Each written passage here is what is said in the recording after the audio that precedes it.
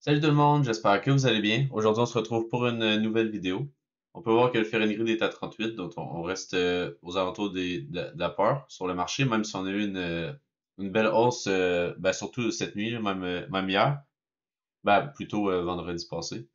On peut voir sur 7 jours, on est à 8% de gain sur Bitcoin.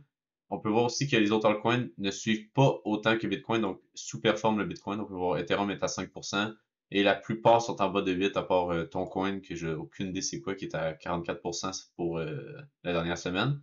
Mais sinon, on peut voir qu'on est souvent en bas de, même il y en a qui sont au-dessus là, de 8%. Mais là, ça c'était Wrap Bitcoin. Mais on peut voir qu'il y a quelques altcoins qui surperforment, mais la plupart vont sous-performer le Bitcoin.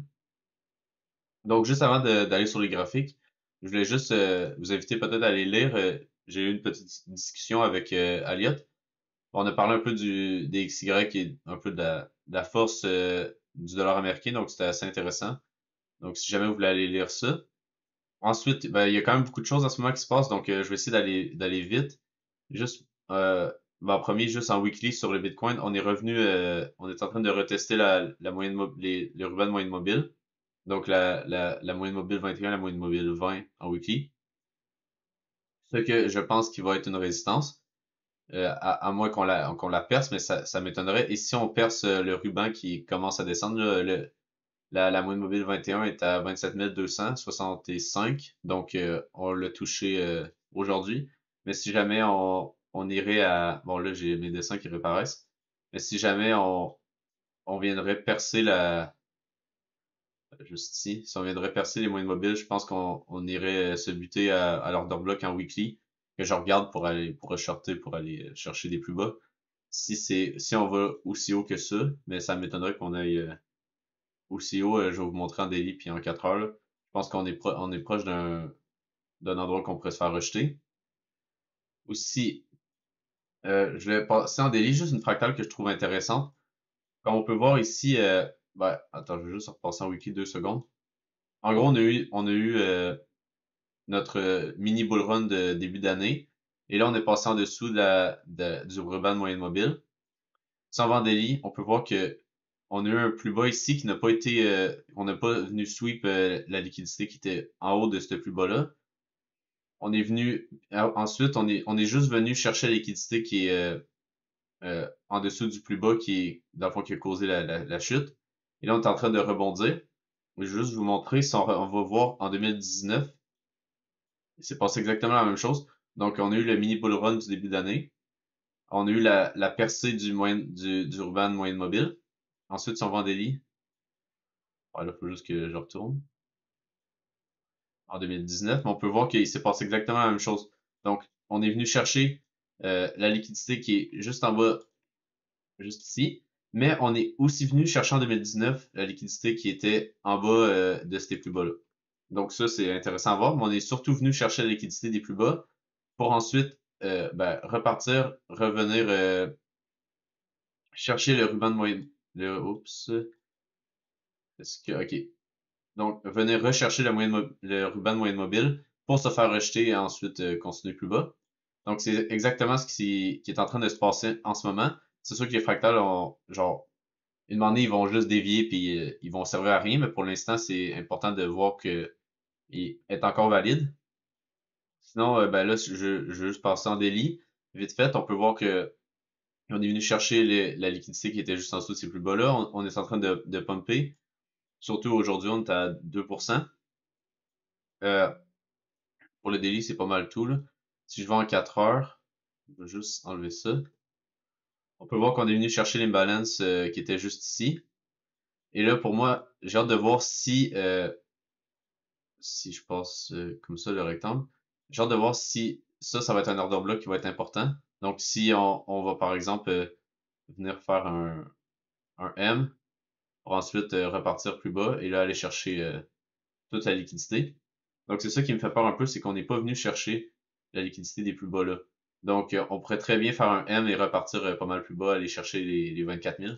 Ça m'étonnerait pas du tout. Mais en tout cas, pour l'instant, on est correct.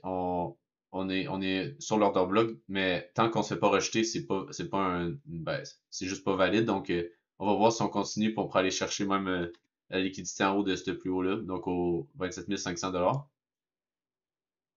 Et si on irait à se faire rejeter de l'order block, on pourrait très bien revenir tester le milieu du range qui est au 26 600 avant de repartir aller chercher la supply qui est au 27 800 $. Donc ça serait une zone. Si jamais on fait ce scénario-là et qu'on rebondit, ça serait une autre zone que je regarderais pour shorter. Parce que, comme je vous expliquais avec la fractale de 2019, je pense qu'on pourrait redescendre et aller chercher la liquidité qui est en dessous des 24 900 et 24 800. Ensuite, c'est pas mal tout. Sur Ethereum, je voulais vous montrer, en gros, il n'y a pas un gros changement. Là, on peut juste voir qu'on n'est pas venu chercher encore la liquidité juste aux 1670 $. Donc, pour l'Ethereum, graphiquement, il n'y a pas grand-chose. Je voulais juste vous montrer si on va. Donc, j'ai pris un trade assez rapide. C'était. Faut juste que. Ah oui, c'est ça, c'était ici. Donc, en gros, on était. Donc, ça, c'était le soir. Et si je vais sur Ethereum et que je décale. Donc, ça, c'était le moment que j'ai pris le trade. Genre, dans ces bougies-là, je suis rentré quelque part ici. Et en gros, pourquoi que je suis rentré et je targetais. Au début, je targetais la liquidité juste là et juste là, mais bon, je vais vous expliquer pourquoi après, mais je suis sorti juste là, fait que j'ai fait un 1.5 heures. Donc, j'étais rentré quelque part là. J'avais mon stop loss, je pense qu'il était ici. Et j'ai pris 1.5 heures, donc je suis sorti dans ce niveau-là. Donc, pourquoi que j'ai pris ce trade-là? Parce que on peut voir que si je vais en 4 heures, on était sur une résistance. Donc, pourquoi que j'ai essayé de casser la résistance sur un trade que même que je savais qu'il allait sûrement pas me faire un gros R, mais c'est parce que j'étais assez confiant qu'on allait casser la résistance parce que, donc si je par exemple, je peux enlever mon trade, on pourrait voir que l'open interest, pas l'open interest, mais les fundings descendaient et ouais, c'était juste là. Et on pouvait voir que le CVD commençait à monter. Donc pour moi, c'était un signe qu'on avait des shorts qui rentraient, donc qui essayaient par exemple de shorter, par exemple ici, avoir un stop là juste en haut des plus hauts là, et de targeter plus bas. Donc pour moi, ça c'était un signe qu'on allait plutôt aller les short squeeze. Donc c'est ce qui s'est passé. On peut aller voir aussi sur Twitter. J'avais montré le trade si je le retrouve. Si je le retrouve, je sais pas si je vais le retrouver, peut-être trop loin. Ah voilà. Donc ça c'était le trade que j'avais pris. Je, on peut aller voir ici. Donc, c'est ça que je montrais que le prix montait tandis que les fundings descendaient. Donc, pour moi, c'était un signe qu'on allait short squeeze et c'est ce qui est arrivé. Et c'est pour ça que j'ai eu genre la confiance de long une résistance. Mais ça, c'est quand même du trade assez avancé. Donc, pour Ethereum, clairement, je m'attends à ce qu'on vienne chercher les liquidités aux 1675 $. Ben, en haut des 1670, puis on devrait aller à 1675 et peut-être plus haut. Peut-être venir chercher l'imbalance qui est juste là. Et juste vite fait, sur Ethereum, Bitcoin, on commence à descendre quand même un peu. On devrait venir chercher les plus bas dans les prochains jours. Donc ça va être pas mal tout pour les graphiques. Aussi, je voulais juste montrer avant de passer sur les datas. Ben, en gros, ça, c'est les datas, mais si on veut voir ici, là, je vais vous montrer comment il y a d'open interest qui a augmenté parce que si on regarde ici, on voit pas vraiment, là, il y a juste 85 000, 85K, je sais pas exactement qu'est-ce que ça veut dire. Mais sur dans le fond, ça, c'est tout l'open interest. On peut voir il y a quasiment 1 milliard d'open interest qui est rentré cette nuit et ce matin. Donc, on devrait avoir un pas mal gros mouvement qui va arriver dans les prochains jours, même dans les prochaines heures. Et là, ça commence à être intéressant parce que avec l'open interest qui a vraiment monté, on peut voir que il n'y a pas vraiment d'achat spot. On peut juste voir que ça s'est direct fait revendu. Et même si on regarde, ça reste toujours baissier. Donc la tendance est baissière. Si on revient sur le graphique, qu'est-ce qui est intéressant, par exemple, c'est que même si on n'a pas d'achat en spot, je pense qu'on a surtout monté à cause de, du funding, des fundings qui sont vraiment négatifs. Et même on peut voir en fin de semaine, les fundings étaient très négatifs, donc les gens ils devaient mettre leur stop loss juste en haut des plus hauts, et on est venu les chercher et même ben, pas mal plus haut. Donc ça va être intéressant de voir si on va continuer à short squeeze parce que là les fundings sont vraiment négatifs. Fait que si jamais on a un petit peu d'achat en spot, on va sûrement aller refaire un short squeeze pour aller pas mal plus haut. Et peut-être, comme que je vous montrais sur Bitcoin, aller chercher la liquidité au 27 500, donc la petite ligne qu'il y a là. Et même aller chercher la zone de supply aux environs 28 000 $. Donc, ensuite, donc ça, c'était tout pour Bitcoin. Pour Ethereum, si on va juste là, c'est un peu la même chose. On a les fundings qui commencent à être négatifs, si j'enlève ça. Et l'open interest qui a quand même augmenté, mais pas autant que pour le Bitcoin. Donc ça, c'est à noter. Si on va sur les fundings, bah, on est quand même vraiment négatif. Ça, c'est assez rare de le voir. En ce moment, on le voit plus fréquemment que, par exemple, quand on était au 30 000, mais c'est normal parce que vu que le marché est baissier, ben, les gens vont essayer de short pour juste continuer la tendance.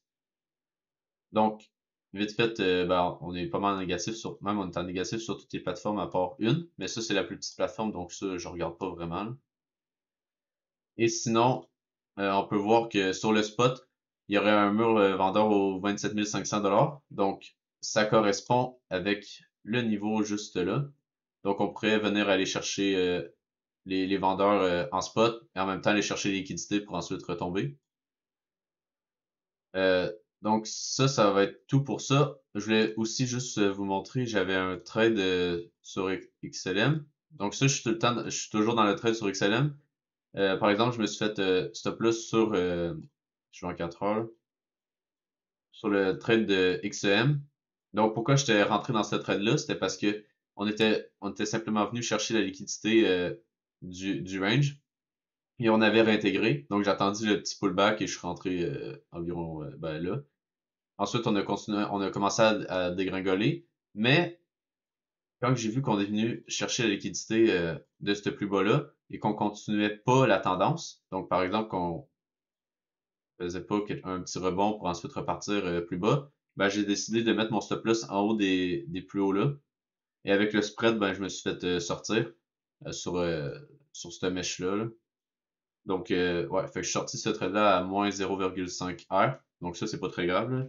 C'est justement bon de couper ses pertes le plus rapidement possible et de laisser ses trades gagnants le plus long possible.